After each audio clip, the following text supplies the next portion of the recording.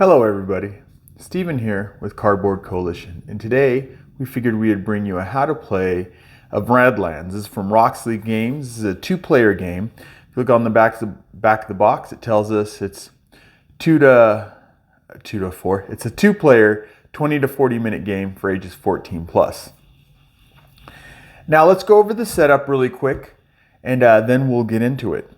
So to begin the game, you can set up each player's area, and you have players set across from each other. You want to put the extra water tokens in the middle.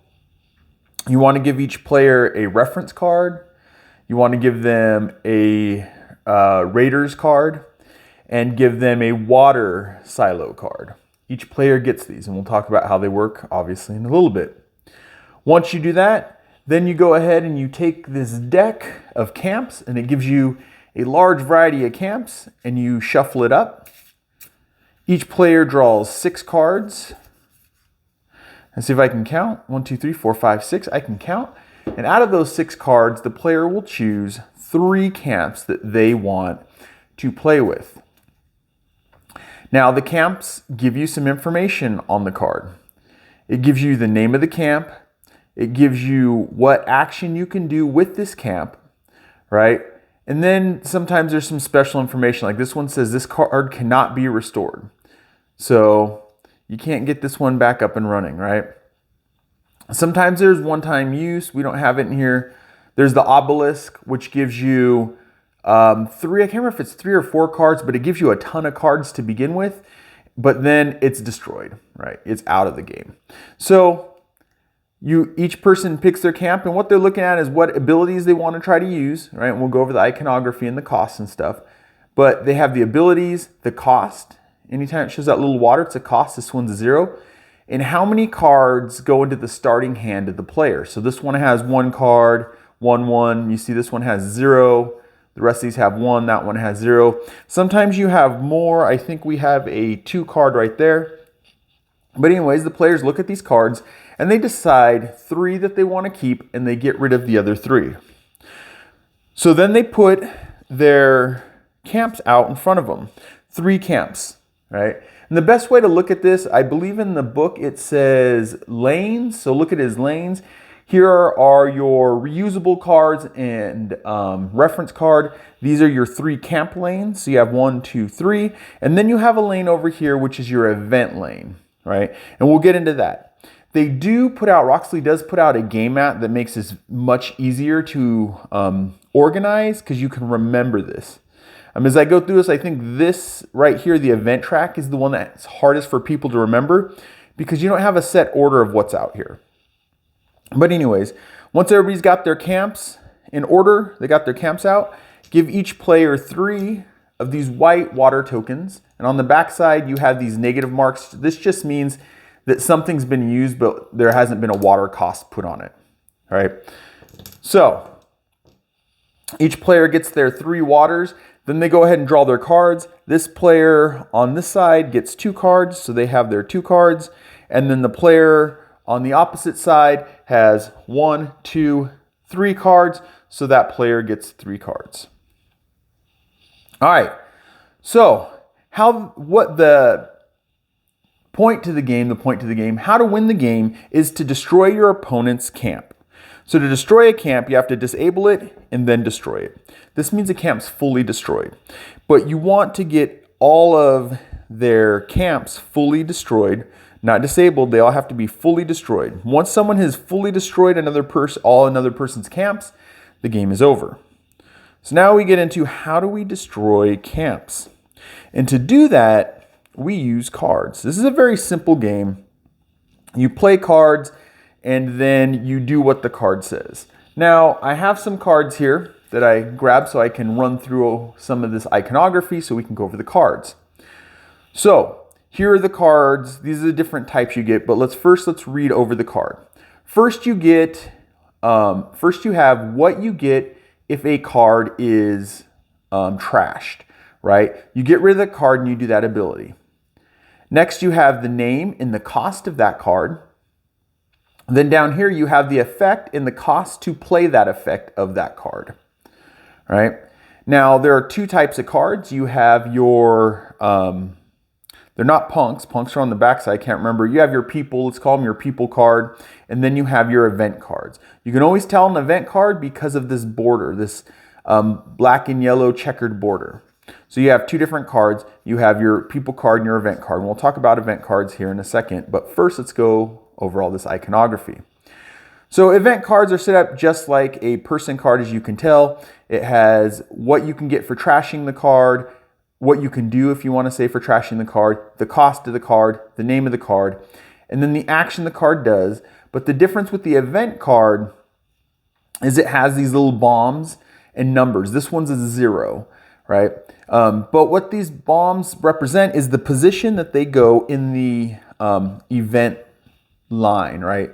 And how it works is you have 3, 2, 1, and then 0 means that event happens instantly. If you were to play this card, that event happens instantly. So you just put down that card and it happens instantly, right? Now if you look over here, this is an event card that you always have, and it has a 2, right? In this case, this one would go in the 2 position, right? And then we'll talk about how players' rounds go and how these advance.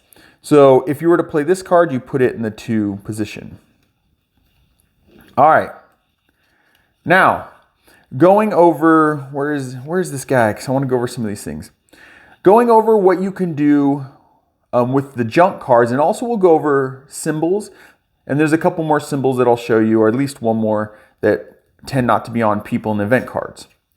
So if you were to junk this card, you would be able to, I forget what rejuvenate, re-up, right? Untap. We can use untap. I think that's a magic term. Sorry guys, never played Magic, but untap a card.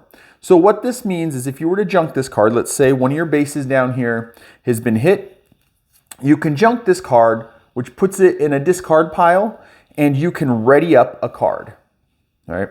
You can ready up a card, and therefore you don't have to lose the card. All right, so our next thing that we have, right, is this symbol. This means that you can draw a card. You get rid of this card to draw a card. This card, if you junk this card, this symbol means you get a punk. And what a punk is this is literally a punk, right? So you can have a punk and you can set that punk down, all right? The next thing we have is raid. I believe this is raid. I mean, like I said, sometimes I get these names wrong. Oh, look, it's raid. I glanced over at the sheet. This is raid. So if you junk this card, you can get your raid into play, right? And so how that works is you junk this card, you take your raid, and you go ahead and you put it in the event section, the event line, right? And it says at the 2 position. Now, what happens if you put a raid, if you decide to put a raid card out and there's a card in that 2 position, it has to go the position below. If the card says it's supposed to go into a 3 position and there's a card already in the 3 position, that event card can't go out. All right, so that's what that does. It's this symbol right here, and it even tells you right here so you can see what's going on. All right, our next card symbol that we have is injure, right?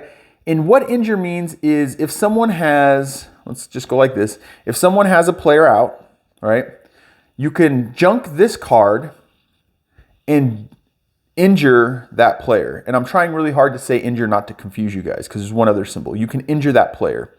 You could only injure players, right? Combatants. We can look at it that way. You can only injure combatants, right? And punks, it reminds you all the time, punks are combatants. The difference with punks, say you have a punk out here, and you have this guy here, and you decide to junk this card, right? For that injure, if you injure a punk, that card goes right back to the top of the deck, the punk deck, the draw deck, right? If you injure a regular soldier, for the life of me, I can't think of their names, but the regular soldiers, not just the punks, they take, they get injured, so they get tapped, and they can no longer be used until they're re-upped. Remember this card that lets you re-up? You can't use their special ability until you re-up them. And also, if they are already tapped and they get hit again, they die and they go off the board. So just remember, punks instantly die. Any of the humans, first they get damaged. Then if they get injured, sorry, say I did it. First they get injured. If they get injured again, then they get taken out of the game.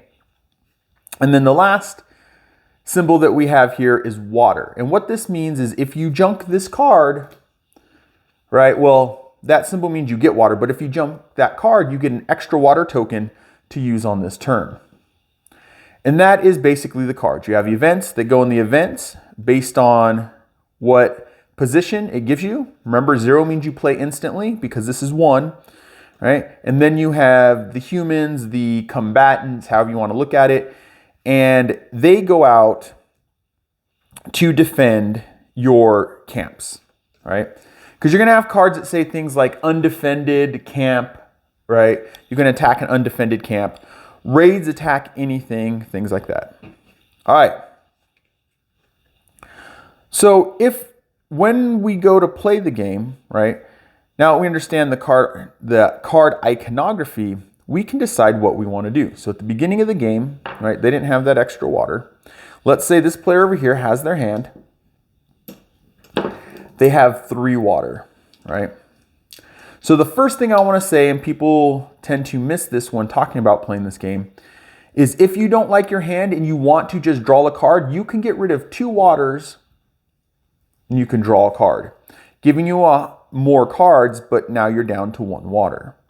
Now, the next thing you can do is you can either put an event into play, all right, or you can put a person out.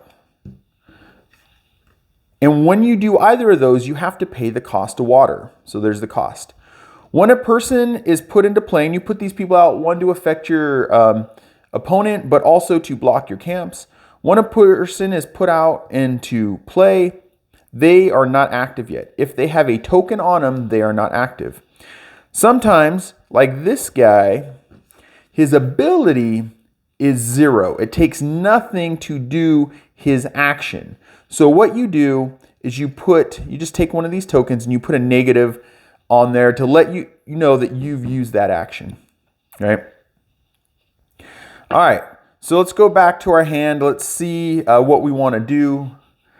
We can go all the way back. We can go like this. We got all of our water. All right, so that's how you get cards out of your hand. You pay the cost, you put them down. You either put them down in front of a camp, another player, another one of the humans that you have out, or you put an event down. Now, another thing that you can do, I guess we'll use this guy again. Let's say I do have him in my hand. I've played the 1, and say I have all my water. I can either put him out in front of either of these camps or in front of one of the people already out there. And you can adjust positions if you want, right? Maybe you think this is a more valuable card, you want to keep it protected. Any card that's at the top of your lane, right, closest to your opponent is considered unprotected. Now, she's unprotected and these 2 camps are unprotected. He's protected and this camp is protected. So the only reason you put the cards out is to protect your camp. All right, so putting out people. The other thing, as I said, is you can put out an event. So this one has an event and it says I have to pay 1 water to get that event out. Right, so I put that event out, I put the water down. Let's say I have 2 more water and I only want to put 1 person down right now. I put the water there. One of the other things that you can do is you can decide to get the water silo and put it in your hand. This literally just gives you 1 extra water for later on. It's always wise to spend all the water you can while playing the game. All right, now let's say you have some cards out and it's time for the next round. Let's put some water down where we do. And if you're gonna take the silo, you just this is how I do it. There's different ways. I just put the negative down there to let me know that I put the silo in my hand. So now we have it kind of set up like we've gone through some turns. Let's just imagine they've gone. Now it comes back to me and I have the turn sequence right here that lets me understand everything I need to do. So the first thing that we do is events go off. All right. So this event is in the first position. So this event would go off. And what this event says is damage any enemy, right? Or destroy, sorry. These are the extra symbols. There's the destroy symbol, and this is a damage symbol, right? Damage you can do to any camp or to any person. Destroy, it will tell you enemy. Sometimes it says destroy things of your own. Sometimes it'll say destroy camp. But destroy means to completely get out. If it's a camp, you completely destroy it. Even if it's here, it goes completely destroyed. But this says an enemy. They have no enemy people out. But if they did, let's say they had someone. We keep using, oh no, we're going to use someone else. Let's say they have this person out. If I play this card, well, it's in the one position. I look at the events. This event goes off, right? The event goes into the discard. They have to destroy, completely get rid of one of their enemies, right? All right. The thing about the event lane is it's constantly going and there's no way to stop it. And in some ways it's really fun, right? So there's no stopping it, but you can see the terror coming towards you. There's one that does damage to all bases, right? And you could see that terror slowly walking towards you, right? And you can't stop it. So you're just trying to play your cards and do as much damage to your enemy before it gets there. So events can't be stopped and they constantly move up. Now let's go back for a second and say we're at the beginning of this player's turn that we're dealing with over here. Let's say they have both these events already out on the board. So this event goes off, right? That person has to destroy a card. This event moves up one slot, right? And if there was an event here, it would move up one slot. And it's really easy. It'll tell you right here, it says resolve your event in the one space and advance the rest. So it lets you know whatever's in the first place spot, you resolve it, and then you advance everything else, right? The next thing it tells you to do is to collect up your 3 water.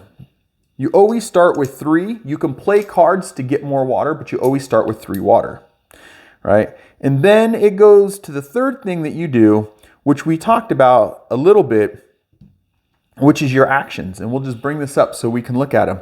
So we have play a card, draw a card, junk a card, take a water silo, use an ability.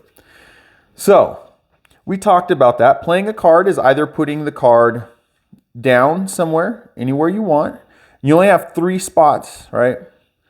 Counting this one down here, I guess you have 2 other spots counting your base. But you can play a card down by paying its cost, right? Or you can decide to junk the card. That allows you to draw a card, right? Because I use the junk ability in that upper corner. Now, the other thing that you can do is you can, well, I already have the water silo in my hand. It's draw a card is what I'm like, what can I think? You can draw a card. That's what we talked about. But you can put an event out, right? That's also part of playing a card. Now, one of the things to keep in mind is the water silo and the raid never get discarded. They just go back to you. So let's say we have these cards. Let's say this is the beginning of this turn, right? This event goes off.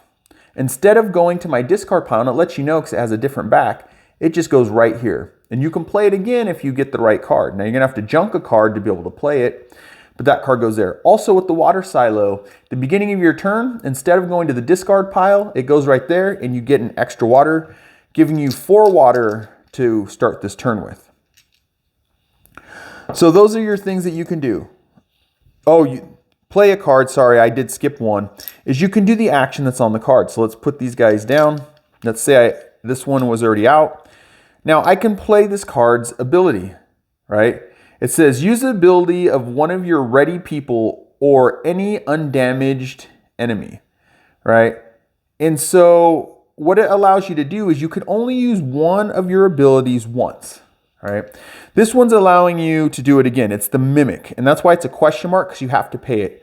So let's say we've already put water on him. Technically, we can't use his special again unless we use the Mimic, which allows us to put another water down and use that ability again. Bases also have abilities and they have costs. 2 ability, damage any card, then destroy one of your people. This one's kind of crazy. So you could put 2 water down, right? And you could use the extra water that you got. You can damage anything over here, but you also have to destroy, completely get rid of one of your own players, right? So that is using the abilities on the card. So on your turn, you can play a card, you can junk a card to draw a card, you can junk a card for its abilities like damage, more water, you draw a card by junking a card, right? And then you can get the water silo, right? So those are the things you can do on your turn.